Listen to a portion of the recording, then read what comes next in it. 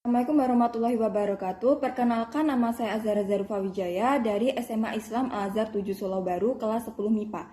Saya akan menyampaikan argumentasi saya mengenai MOSI. Sebagai negara berkembang dengan potensi maritim, Dewan ini tidak akan menggunakan strategi ekonomi biru. Saya setuju dengan MOSI tersebut. Potensi kemaritiman Indonesia artinya segala sesuatu yang terdapat di perairan laut Indonesia yang dapat dimanfaatkan oleh penduduk Indonesia dan dapat meningkatkan kesejahteraan penduduk Indonesia.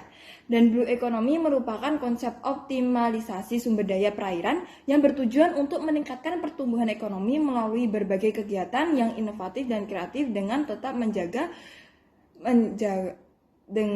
menjamin keberlanjutan usaha dan kelestarian lingkungan.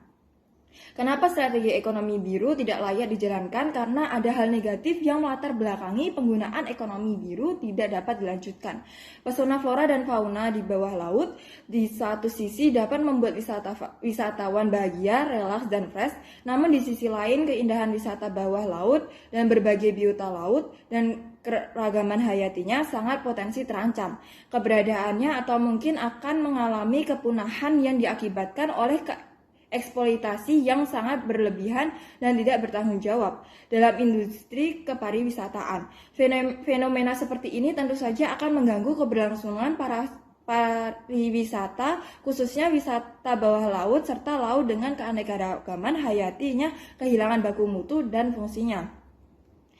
Berbagai komponen dapat menyebabkan laut tercemar, seperti partikel kimia, limbah industri, limbah pertambangan, limbah pertanian dan perumahan, kebisingan atau penyebaran organisme invasif atau asing di dalam laut yang berpotensi memberi efek berbahaya, termasuk komponen kegiatan kepariwisataan yang memanfaatkan lautan sebagai sebagai pesonanya, menyaksikan persoalan tersendiri berkaitan dengan keberlangsungan keanekaragaman hati lautnya. Keberadaan keanekaragaman hayati biota laut telah banyak dikritis oleh para peneliti, ahli maupun pemerhati lingkungan dengan mengemukakan bahwa keberadaannya terancam oleh berbagai eksploitasi maupun aktivitas manusia yang tidak bertanggung jawab. Schreck mengemukakan karena pertumbuhan populasi manusia yang demikian pesat dengan perilakunya membawa pengaruh terhadap kehidupan biota laut serta mengancam keberadaan keragaman biota laut yang sesungguhnya merupakan bagian penting dari mata rantai keberlangsungan kehidupan bumi dan ekosistemnya. Sebagai contoh, hasil studi menunjukkan di tahun 1995 sebanyak 22% perikanan di laut telah dieksploitasi secara berlebihan, bahkan mungkin sampai habis. Sejumlah aktivitas manusia yang dikategorikan sebagai pencemaran laut atau marine population telah mengancam keanekaragaman biota bawah laut, marine biosferi, termasuk pembangunan daerah wilayah pesisir pantai, perusakan habitat laut, dan penangkapan ikan yang berlebihan, overfishing. Tertera dalam Undang-Undang 05 tahun 1990 tampak secara tegas mewujudkan pendekatan kompospi, yaitu mengatur bahwa sesungguhnya ekosistem sumber daya alam hayati saling tergantung dan mempengaruhi, serta menekankan kepada seluruh umat manusia dalam rangka memanfaatkan keberadaan ekosistem tersebut wajib menjamin keseimbangan karena mereka adalah suatu kesatuan mata rantai yang saling berhubungan serta meningkatkan kualitas keragamannya.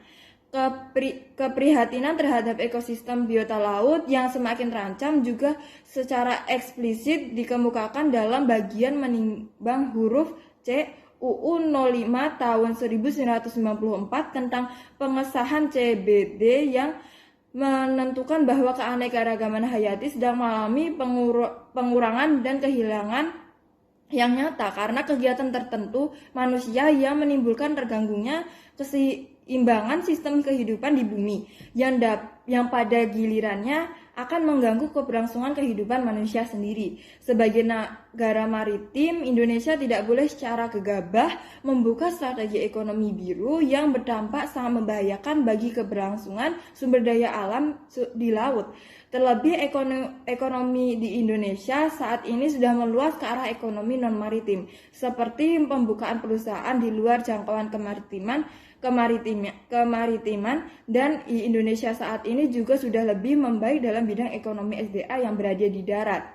Berbagai kegiatan telah dilakukan untuk menjaga ekosistem dan hayati laut dengan tujuan untuk meningkatkan kualitas sumber daya laut, salah satunya dengan mengurangi strategi ekonomi biru yang dapat merusak ekosistem laut.